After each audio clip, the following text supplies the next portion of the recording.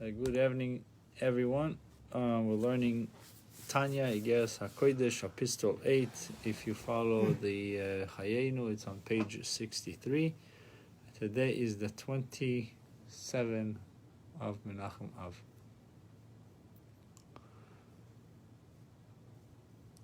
In today's lesson, in resolution of the question posed yesterday, the analogy of a seed being the impetus for immeasurably greater growth than it itself contains. It's like you're looking at a seed, and really, we know today that one seed has a potential of having hundreds of pounds of fruits. Yeah. It can turn into a tree, and the tree can have tons of fruit on the tree. So immeasurably greater growth than it itself contains.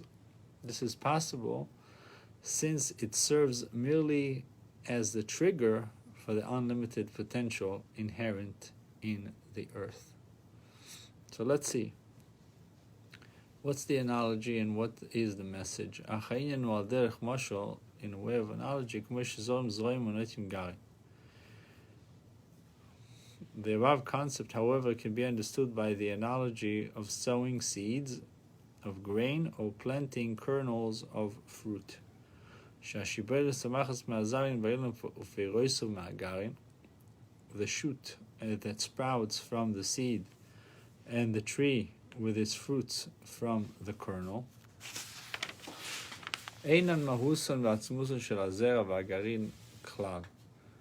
are not the very essence and being of the seed or the kernel at all. It's for their essence and being has been spent and is decayed in the soil. They're thus not the source of the vegetative property. What happens to a seed? It rots, and only then it starts to grow. So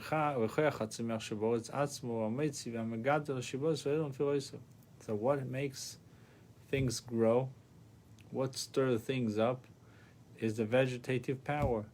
It is the vegetative property in the soil itself, rather than the particular vegetative power that resulted in the seed or the kernel, which brings about the growth of the shoot or the tree and its fruit. We know that there's a certain soil that is more fertile than other soil. Obviously, every soil needs to be cultivated, irrigated, and so on. But you have to have a fertile soil. Right. So it seems like the emphasis over here is on the soil, not the seed itself. The vegetative power of growth is a divinity, or is a divine faculty that enables physical growth to result from a spiritual property in a manner of creation ex nihilo. So if you want to think about creation of something from nothing, the example of a seed being planted is very close to it. Obviously that there's something. The seed was there, but the seed rots and really becomes putrid, and ultimately it grows. So it's close to the concept of ex nihilo. But if the actual growth of any grain or fruit results from the universal power of vegetative growth and not from a particular seed or kernel, then why plant them in the first place? If you're going to tell me that the seed has nothing to do with the growth, then why am I planting? Why am I planting seed? Let it grow, and that's it. Obviously, it's not growing without planting. So, what is the contribution of the seed, of the zera?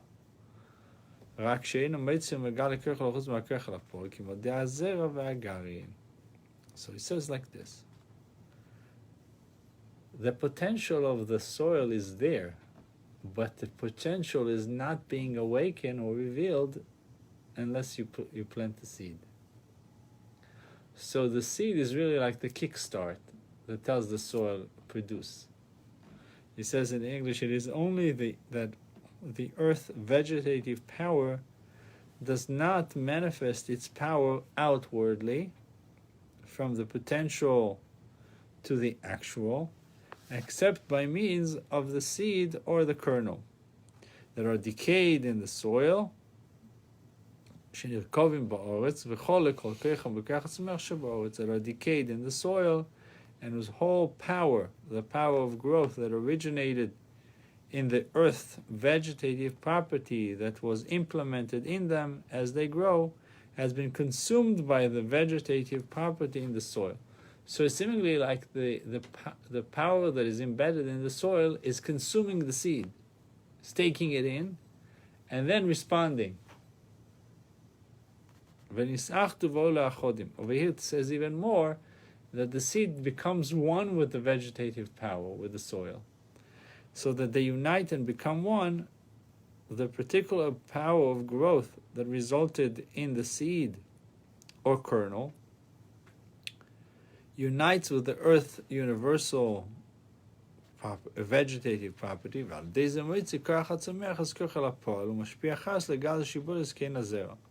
in this way the vegetative property actualizes its potential and effuses vitality that makes possible the growth of a shoot that is related to the seed that has sown. Though with a very great increase in any single shoot, so that one ear of corn comprises many grains, and likewise a lot of fruits on one tree, many fruits on a single tree. Moreover, the very nature and essence of the fruits immensely excels the nature and essence of the planted kernel. In that the bland and tasteless kernel serves as the source for delicious foods. You taste the seed of an apple. It's like tasteless, right? Not good.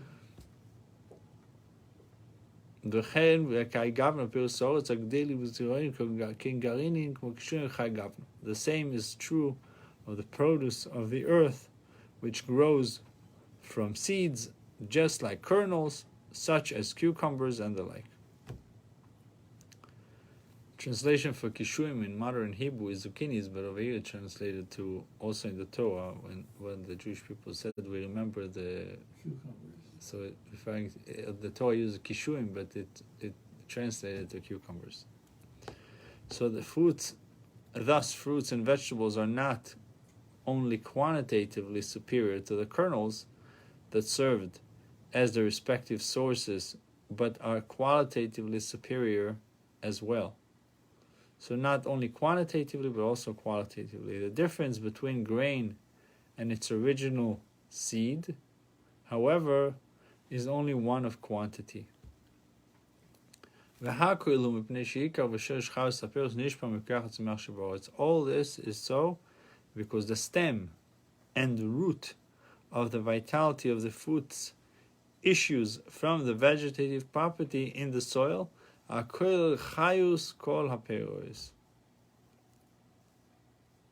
which includes the vitality of all fruits and causes them to grow. Nevertheless, a kernel, moreover, the kernel of the specific species desired must be sown, as is now explained. While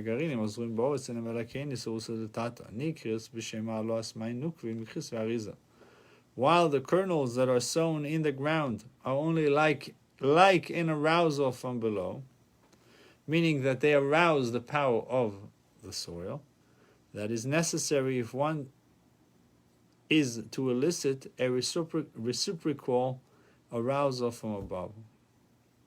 This arousal from below being referred to in the writings of Rabbi Luria of blessed memory as the elevation of Mein Nukvin, commonly abbreviated Man, the arousal of the feminine waters that serves